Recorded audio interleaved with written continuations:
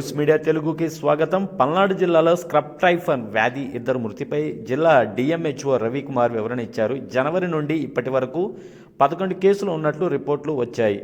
Scrub typhus వ్యాధి అనేది ప్రాణాంతకమైన వ్యాధి కాదు. ఈ వ్యాధి ఒక రకమైన పురుగు కుడితే వస్తుందని, ఈ వ్యాధి ఒకరి నుండి మరొకరికి అంటుకునే వ్యాధి కాదని, స్క్రబ్ టైఫర్ వ్యాధిపై ప్రజలు ఎలాంటి ఆందోళన చెందాల్సిన అవసరం లేదు. ఈ పురుగు నల్లిని పోలి ఉంటుంది. ఈ వ్యాధి లక్షణాలు జ్వరం, బాడీ, కడుపు నొప్పులు ఎక్కువగా వస్తాయి. జ్వరం, ఒళ్ళు, కడుపు నొప్పి 4 లేదా 5 రోజులు ఎక్కువ రోజులు ఉంటే సమీప డాక్టర్ని సంప్రదించాలని, డక్కిసైక్లిన్ అనే టాబ్లెట్ వేసుకుంటే అది వెంటనే తగ్గుతుందని, రాజుపాలెం డబలార్ కాలనీకి చెందిన నాగమ్మ అనే మహిళకి గత నెల 8న జ్వరం రావడం జరిగిందని, 14న గుంటూరు జీజీహెచ్కి పంపడం జరిగితే రిపోర్ట్లు వచ్చే లోపల చికిత్స పొందుతూ గత నెల 16న మృతి చెందిందని, రుద్రవరంకి చెందిన జ్యోతి 12 సంవత్సరాలు కూడా ఇదే రకం వ్యాధి లక్షణాలు ఉన్నట్టు తేలిందని, మంగళగిరి ఎయిమ్స్లో చికిత్స పొందుతూ ఈ నెల 1న జ్యోతి మృతి చెందిందని, మృతి చెందిన ఇరువురిని పూర్తి రిపోర్ట్లు వచ్చాక అన్ని వివరాలు వెల్లడిస్తామని, పొలం పనులకు వెళ్లేవారు తగిన జాగ్రత్తలు తీసుకోవాలని, పనిచేసేటప్పుడు పురుగులు కుట్టినట్లు అనిపిస్తే అజాగ్రత్తగా ఉండకుండా వైద్యులను సంప్రదించాలని తెలియజేశారు. ఈరోజు మనకి మీడియాలో కొన్ని మీడియాలో మన పల్నాడు జిల్లాలో స్క్రబ్ టైఫస్ కేసులు ఉన్నాయి.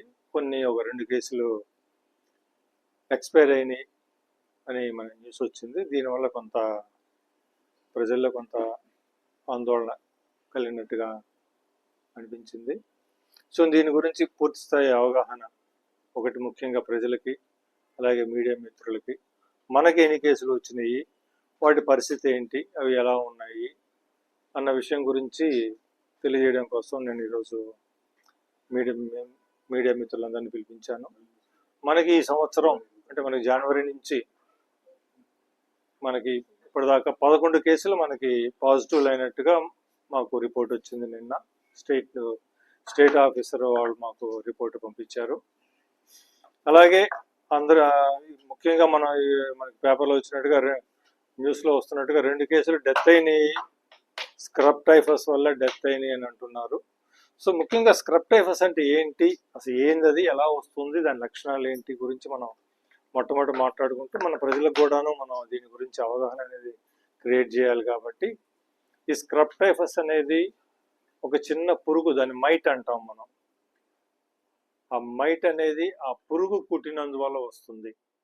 అంటే ముఖ్యంగా మనందరం చూస్తూనే ఉంటాం మన పొలాలు.